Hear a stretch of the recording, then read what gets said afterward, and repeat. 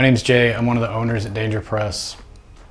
We just had St. George's Day, and coincidentally we got a bunch of boxes in with St. George on them.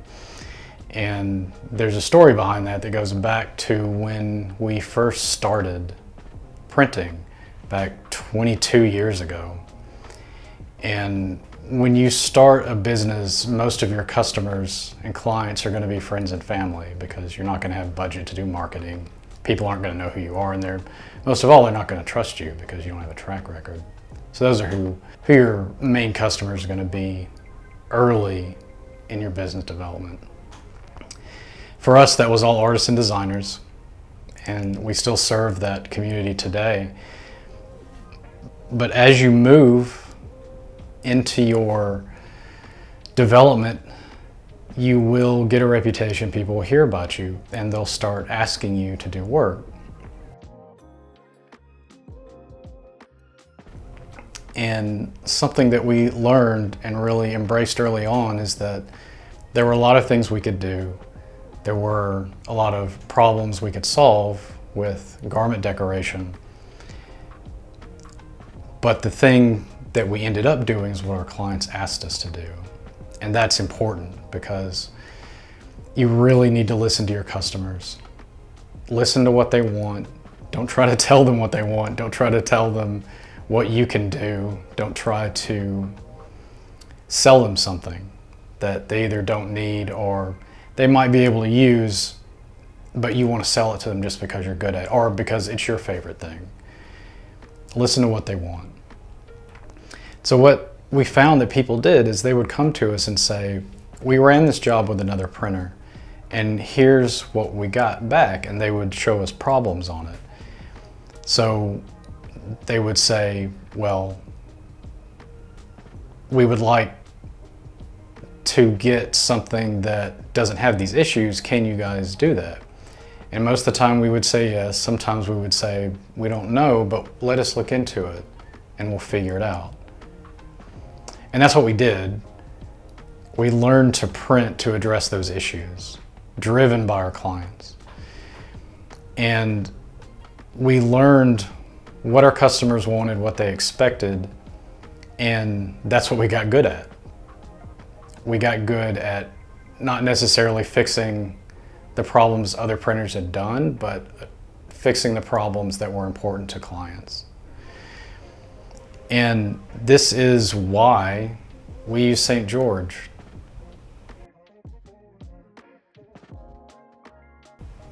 So if you're not familiar with St. George, it's a story that's gone through a few different civilizations.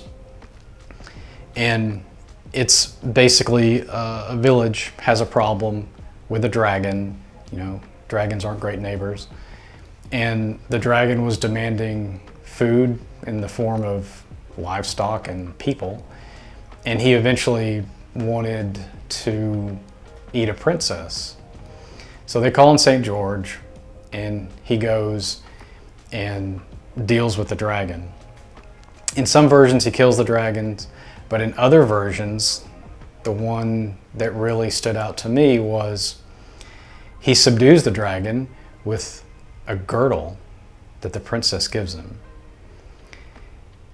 He uses a garment given to him by the person he wants to help to solve the problem. And this is a near perfect allegory for us. So then the story goes, he brings the dragon to the villagers to ask, what do you want to do with the dragon? Not really a good ending for the dragon in some of the stories. In our version, the dragon lives because I like reptiles. In our version, he becomes a tamed companion for St. George. And that's kind of how we look at screen printing, and what we do is there's a lot of challenges, you know, external and internal challenges. But if you come at them honestly and openly, you can tame them. They're the dragons that you have to deal with when you run a business. Any business owner knows all about them. So we like St. George for that reason. In the end, St. George makes himself better and helps others through hard work, fairness, and fashion, which is something I think we can all relate to.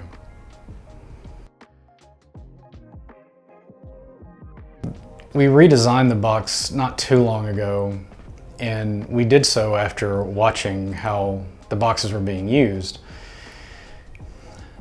The analogy I usually like to use with boxing a product is it reinforces what you're getting in the product. Most people have a favorite place where they go and buy pizza. And if it's the kind of place where you can take the pizza out, the establishment has a pizza box. It's either branded for that establishment or it's like a generic, red and white pizza box. And that tells you a lot about what's in it. You don't have any idea what's in it. There could be snakes in it. But when you see the box, you assume that there aren't snakes in it. You assume that it's a pizza. And it's a pizza that went through a very specific process, that used specific ingredients, that was cooked in a specific oven, that was handled in a specific way by the people that represent that brand. Our boxes are similar to that. We combine ingredients. We cook the shirts in something that looks a lot like a pizza oven, except it's got a conveyor belt on it. And when people come and get them, they're very excited. Unlike a pizza, they want to open it up and look at it immediately. They don't just assume that what they ordered is in the box. So we can't close the box and tape it up, because then people are just going to have to open it, and now they've got a box with a bunch of cut tape on it. And what you've probably learned to do, like most people, is to fold a box so that the flaps do a temporary closure so that they all support and push each other down. I've been folding boxes like that forever. I don't remember where I learned how to do it. It was probably in a record store somewhere. But that's how people are using the boxes. So our people would take the box and do a temporary fold closure, and then when our customer comes in, we could open it, they could look at the shirts, and then we could do the same fold closure for them again. And then they can carry it off and the shirts won't fall out. And we were doing that a lot. Not on the orders we ship out. When we do that, we tape everything up with reinforced tape to make sure nothing opens up on its journey. But the fold closure, we do that a lot, so we decided to embrace it, and we designed the top of the box so that if it's folded closed, all the information is still readable on the top.